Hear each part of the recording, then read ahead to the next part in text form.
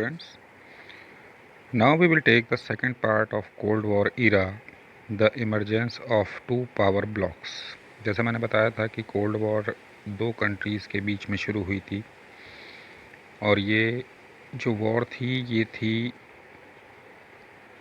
Super power बनने की। America ने अपने आप को पहले ही बता दिया था कि वो एक सुपर पावर है, उसने 2 एटम बॉम्ब्स जापान के ऊपर डाले थे। So as soon as the World War II ended, US and USSR were divided into two blocks. The partition were started in Europe.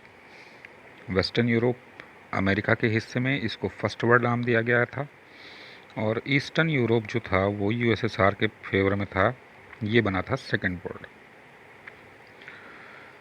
Smaller states support the super powers for protection, weapon, economic aids. जो छोटे देश थे उन्होंने super powers को जो support किया था वो अपने प्रोटेक्शन के लिए, वेपन्स के लिए, रिक्वायरमेंट के लिए और इकोनॉमिक एड्स के लिए किया था। Number 3, super powers need their support for vital resources, territory, location to spy on, economic support. और सुपर पावर को ऐसे छोटे देशों की ज़रूरत थी अपने रिसोर्सेज को पूरा करने के लिए, जगह बनाने के लिए, अपने air bases, location to spy on, वो नज़र रख सकें दूसरे कंट्रीज़ पर, और इकोनॉमिक सपोर्ट के लिए। Number 4, America made western alliance called NATO in April 1949।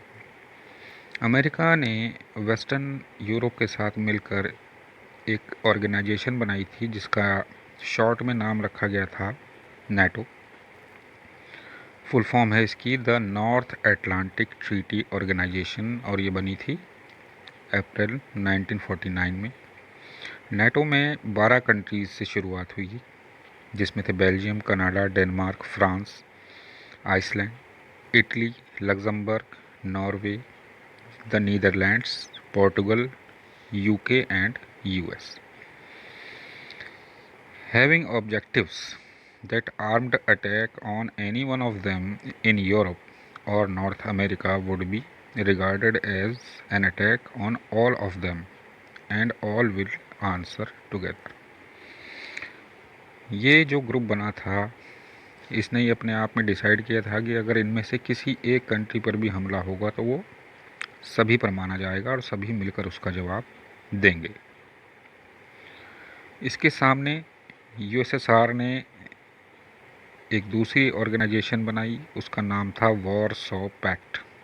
ये बनी थी 1955 में और इसमें जो कंट्रीज़ थे वो थे USSR, Albania, Bulgaria, East Germany, उस टाइम जर्मनी के 2 पार्ट थे, Czechoslovakia, Hungary, Poland and Romania. इनका ऑब्जेक्टिव भी वही था जो नाटो का था।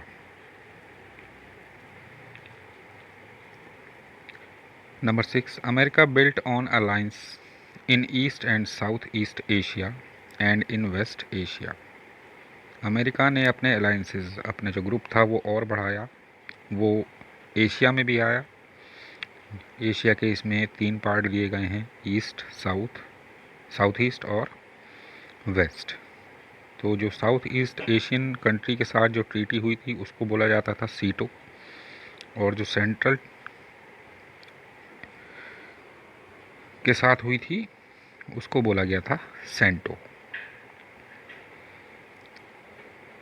Number 7, the Soviet Union responded close relation with China, North Korea, Iraq and Vietnam. इसके सामने जब ये यूएसए ने ये अपने एशिया में ये चीज़ें फैलाईं तो यूएसएसआर भी पीछे रहने वाला नहीं था। उसने अपने जो रिलेशन थे वो चाइना, नॉर्थ कोरिया, इराक और वियतनाम के साथ और क्लोज किए।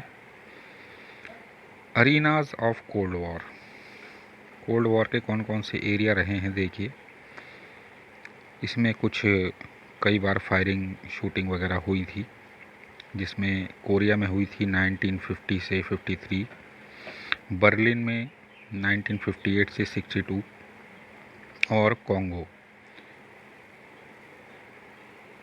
ये हुई थी in early 1960s, but none of them led to another world war. लेकिन अच्छी बात ये रही कि इसमें से कोई भी एक वर्ल्ड वॉर में नहीं बदल पाई। The another important development was the NAM. इनके सामने तीसरा ग्रुप बना एक, जिसको नाम दिया गया था NAM, non aligned movement. In the rest of the countries it means not to join in any group. ये वो कंट्रीज़ थे जो न फर्स्ट वर्ल्ड में शामिल होना चाहते थे न सेकंड वर्ल्ड में, यानी कि कोई न यूएसए के साथ था न कोई यूएसएसआर के साथ था। NAM played a role reducing cold war conflicts. NAM का जो रोल था वो था कोल्ड वॉर के जो टकराव थे आपस में, इनको रोकना। This give the newly independent countries a way of staying out of the alliances. इन्होंने जो नए कंट्री उस टाइम इंडिपेंडेंट हो रहे थे उनको अलायंसेस से अलग रखा था।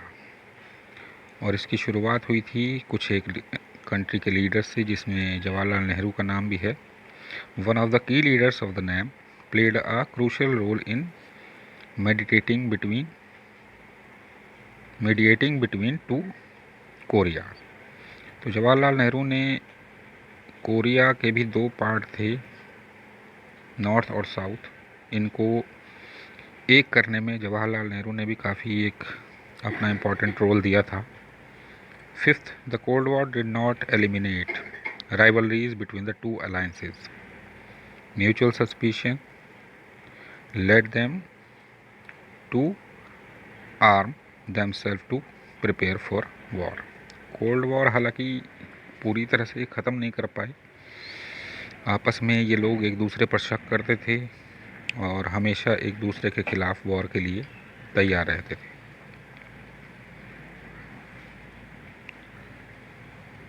The US and USSR decided to work together in eliminating certain kinds of nuclear and non-nuclear weapons.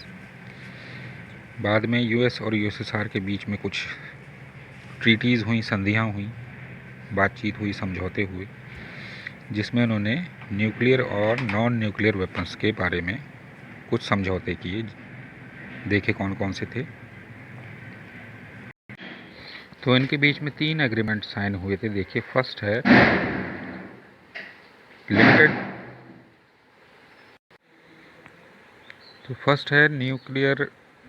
Limited nuclear test ban treaty.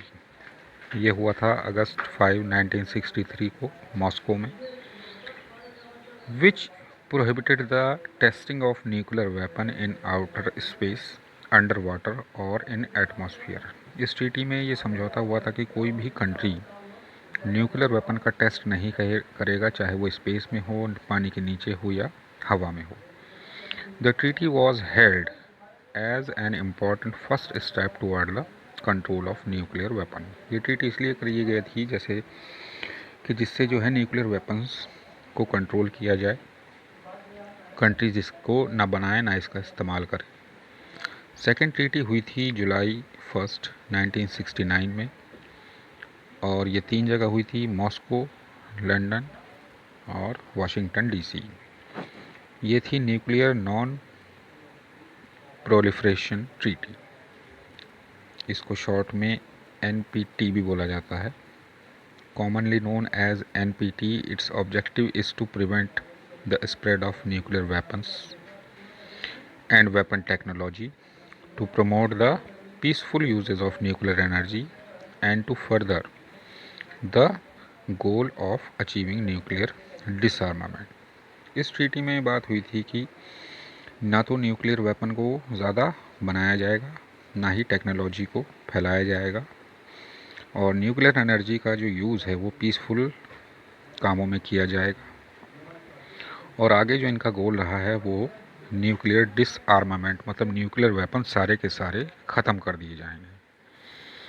तीसरी ट्रीटी हुई थी मॉस्को में मई 26, 1972, और ये थी anti ballistic missile treaty, ABM।